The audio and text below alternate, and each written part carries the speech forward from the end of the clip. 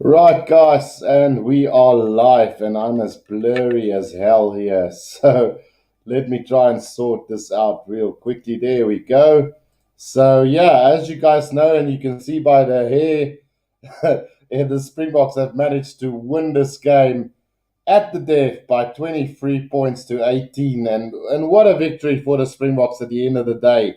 This was quite a phenomenal victory for the Boks, winning it at the death by 23 points to 18 to very late penalties. And yeah, to guide you guys through the happenings of this game. It was a very tight affair. The Springboks trading for most of the game. Discipline and some poor decision making from the Boks throughout the game kept this game really, really quiet and tight. So just glad that we were able to pull it through at the end of the day. Let me know in the comment section how you guys experienced this game. Rugby Dragon says, hello, Guru. How's it, Rugby Dragon? So I will be able to comment on the comments this time round. It was just crazy a while back, unable to comment on most of the comments that came through. So the Springboks winning it 23 points to 18 at the end. I just quickly want to get up the way the game panned out, to be quite honest with you guys.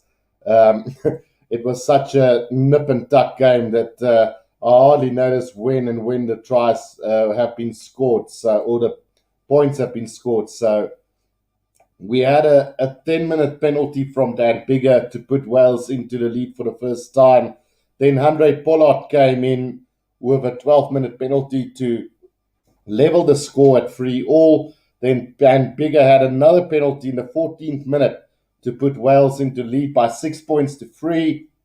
Andre Pollard came back with another penalty of his own in the 18th minute. And then from there, things started to go the way of Wales with a 27th minute penalty from Dan Bigger again, and a yellow card in the 31st minute to Oxner Shear, which I still believe wasn't a yellow card, to be quite fair. And then another penalty from Dan Bigger in the 32nd minute to put Wales up by 12 points to 6. Then a yellow card to Reece Carey in the 36th minute for a professional foul. Gave South Africa a chance to get back into the game. Then Andre Pollard put a penalty over in the 40th minute to make it 12 points to 9 at half time. Dan Bigger slotted another penalty just 10 minutes into the second half to get them up by 15 points to 9. Then a long-range penalty from Francois Steyn from inside his own half put South Africa back into contention, 15 points to 12. And then another penalty in the 60th minute put us level with Wales for a penalty from Andre Pollard to make it 15-all, with Dan Bigger scoring another penalty goal in the 65th minute to put Wales ahead by 18 points to 15. Then things changed with a try from Malcolm Marx in the 73rd minute to put the Boks up ahead by 20 points to 18 with a conversion missed by Elton Yankees. And then luckily for the Boks, they managed to maintain the lead, get another penalty at the death, and Elton Yankees slotted it straight through to make it 23 points to 18 at the end for South Africa. So an absolutely massive performance from South Africa. Sparrow Maravilla says this ref is going to get a clap from Rassie.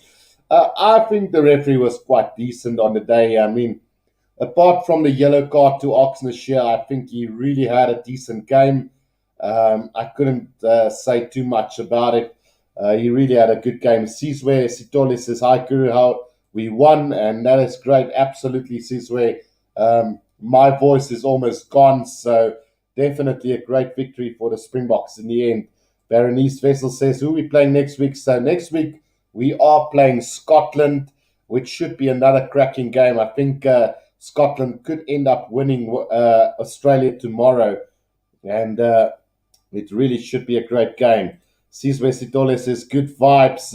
Elizabeth van Reen says, really nerve-wracking, but we won. And I honestly thought it was going to be as close as it was. I said between 3 to 8 to 10 points. So in the end, we managed to win it by 5 points, which was really, really nerve-wracking. And for those of you guys who've watched the live stream, know how passionate I became towards the end. It was an absolutely fantastic game. I mean, this is what we live for. A game like this, tight, tightly contested, mistakes from both sides, discipline lacking from both sides at times, but a very close in rainy conditions. We've managed to beat the this Wales side for the first time since 2013-14. So hats off to the Springboks for winning this game and an absolutely brilliant performance at the end of the day. Um, Toilet Smitty says New Zealand visits Wales next week. I don't think it is Wales next week, Toilet. They've already played Wales, so it could be Ireland then. New Zealand against Italy showed a few players that shouldn't be in the team. Um, Also, Sizwe Sitole says, I was nervous the last 30 seconds. I mean, anything could have happened in that last 30 seconds. I mean, Wales had possession in that last 30 seconds. And defensively, we were just absolutely hammering at the Wales side. And I think it's a truly deserved victory in the end. A lot of people in the comment section said in the live stream that South Africa didn't deserve to win this. But I personally think we played very well under the conditions. And Berenice Vessel says, indeed, Elizabeth. So, what was Elizabeth? Yeah, really nerve wracking. So, Smith says, worst game I've seen All Blacks play in a long time, but it will do. So, the All Blacks had a terrible first half, handling errors galore, I think. Doyle Smith says, good job, Springboks. The Welsh would have been so cocky. So, yeah, I'm happy. I've got a few Welsh friends that will really not like this result at the end of the day. So I've got bragging rights for another year or so. So I'm not complaining at all. Doyle Smith says we would beat the All Blacks if we played 1 week later. And then Fax Bro Smitty. And then Mick Brown says, with depleted well side, we did real well. Lack a little more luck. We've have won. Yeah, so let's be honest, that last couple of minutes was sheer luck. I think our luck changed the minute when Makazola Mapimpi nearly went over for the try. That was deemed to be offside from Etzebeth, and I thought this could be the end of the game. And then South Africa just stood up in defence beautifully inside the 22, hammered Wales back in defence and won the penalty. So all hats off to South Africa for doing that. And you can't take that away from the box. Sizwe Sitole shows the highlights. I unfortunately can't do that, Sizwe. I will get copyrighted if I do that. Des Organ says, my bad humor, but beating Sheepshank says awesome. Um, I won't comment on that one, Des, but I know you're a passionate supporter, so I'll let that one slip for now. Sparrow Maravilha says, may I ask how much you had a drink tonight because I'm starting to get a bit worried. No, I haven't had a lot to drink, to be quite honest. From a bottle of vodka, maybe a three-quarter of it, maybe. But that goes back from 3 o'clock today, SA time. So, yeah, we'll go with that. Berenice Vessel says, well done to the Bokke. Toilet Smitty says, All Blacks got that game. Sure, brother Smitty. Toilet Smitty says, France will be the best, will be the true test, bro. They have some potential. So, the All Blacks playing them in 2 weeks' time. But as far as it goes, we will not be playing France. Luckily, I think we could say that. Jennifer Strumper says, well done, Kwagga, maar een ding wat met plaas Kriel het 'n goeie game gehad, maar kom ons kies die regte ou in daai plek of hoekom is hy op toer? So I think you're referring to Apelile Fassi on the wing. So I think Apelile Fassi should have started on the wing with Jesse Kriel maybe at outside center, which is his preferred position. So he didn't do bad given playing out of position. So, yeah. There's Organ says, Kriel Herschel were very poor. We will go through that team lineup in just a bit, guys. Obviously, we do have the France-Argentina game coming up shortly. So I'll have to cut this a little bit short. We will beat Scotland because we have faith and we believe in the box. Just woke up, Kazi, went to sleep at 1 a.m. and just woke up at 7:30. Good game, good bro. Just woke up. How are you, Smitty? And agrees Des, agrees Sue, Siwe. All good, Kazi. Did you see Koba's skin Zamet? So that was one of the moments of the game, really. Des Organ. Quivers did phenomenally well when he came on, but he also made a couple of mistakes, and one have to feel that South Africa need to be more clinical with those box kicks as box kick if we want to win against Scotland and England in a couple of weeks' time. Jennifer says, Fussy, please grills the centre, give the young man a chance. And then Worsbroodjies manne says, Dean Leroux. Smitty says, Wales would have bragged on the SA page, then they would have made their way to the All Blacks page with finishing off against England. Dion says, no Bry. So I finished up my Bry, Dean. So yeah, I'm going to do the Argentina versus France game shortly. Wales are the best side in the enormous hemisphere, defo, says Mick Brown, which I kind of agree with. I mean, they showed some really good character today, and it's going to be interesting to see how we fare against the likes of Scotland and England in a couple of weeks' time. Dean also says, Brown, Mike Brown, your opinion is noted, but this disputed. And then Lions full of Welsh players playing for the Lions in South Africa. Let's not forget, it's a great result considering the conditions. It's rainy all throughout the game, and I think South Africa did a phenomenal job in securing that victory here today. Make us proud next week, Box. Good luck. Quagga should have got man of the match. So I think Francois Steyn got the man of the match, and he really did a good job of the back. I mean, he really saved South Africa at times, which is noted, and coming off the back of a great game against the All Blacks as well. So definitely showing some character from the old boys. Argentina is the best after Georgia, says Dean Sheldon Leroux. Susa Lasea, Venezuela, and we're going to take that. Venezuela, Jerome. Agree, Sparrow, he played a good game. By the way, South Africa, Dispute Society of South Africa. En was 'n bietjie geroes, maar Quagga en Vermeulen se werkrigting was groot. Absolutely. And let's quickly go through that before I leave it for now. So if you look at the lineup, Damien Willemse leaving early, Francois Steyn replacing him, having a massive game. That penalty kick from inside his own half were instrumental in South Africa winning this game. Jesse Krill, not a lot of opportunities on the wing, did his job decently enough to say he had a good game. Lukanya and Damien Delaney in the midfield, always solid as always on the defense. Not a lot of options on the attack, but they definitely show some nitty-gritty. And then Makazole Mapimpi, when he had the opportunity, looked really dangerous at times.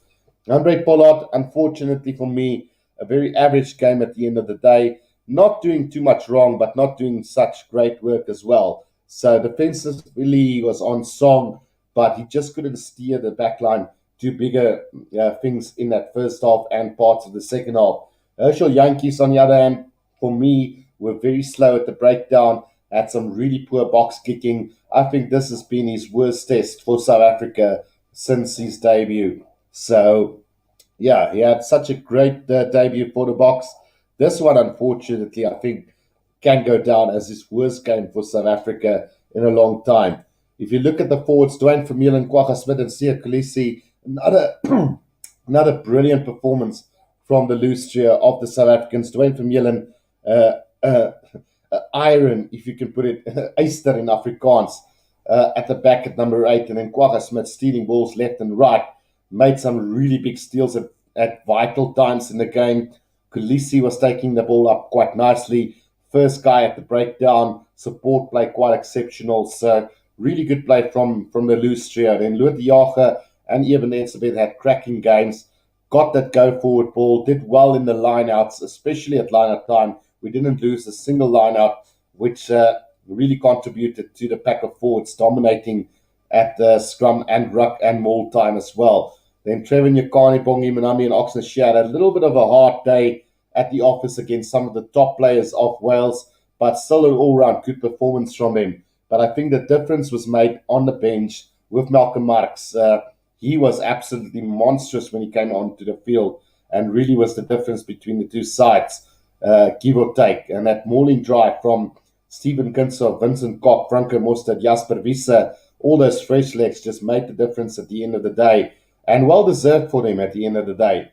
And then Cobus Ryder coming on in Herschel Yankees' place. I think it was a little bit late, but he definitely brought that confidence to the Springboks side as well. And then Elton Yankees did well when he came onto the field. Slotted the penalty that was worth mentioning, but he missed one kick that could have changed the outcome of the game at the end of the day. So both our kickers will have to work on our kicking in the future. And then Francois Steyn, obviously, man of the match, uh, getting better with age, it seems, and maybe not having the pace that he used to have, but definitely the skills are right up there. So that is about the review from my side, guys. We are going to go over to the game between France and Argentina. So if you guys want to watch that live commentary as well, I will be doing that real shortly. But thank you for tuning in for this review. I hope you guys enjoyed the commentary and this review as well, because I don't normally do a review after the game. But I just felt that this needed to be done. South Africa needed to get the accolades that they deserve. A lot of people said South Africa played poorly, but under the conditions and just the pressure that they were quite phenomenal. So hats off to the Springboks for the win and truly deserved at the end of the day. I hope you guys enjoyed the commentary and this review. If you did, don't forget to press that like button and subscribe. And you can also join as a member of the channel by hitting that join button from 20 Rand per, starting at the bottom of 20 Rand and working your way up, but 20 Rand will do. So, yeah, thank you guys for tuning in to this review. I hope you guys enjoyed it. I will be going live for the France versus Argentina game in just a short while. Until next time, guys, this is the Rugby Guru, and congratulations to the Springboks, and thank you for the loyal support that I'm getting. Until next time, guys, cheers for now.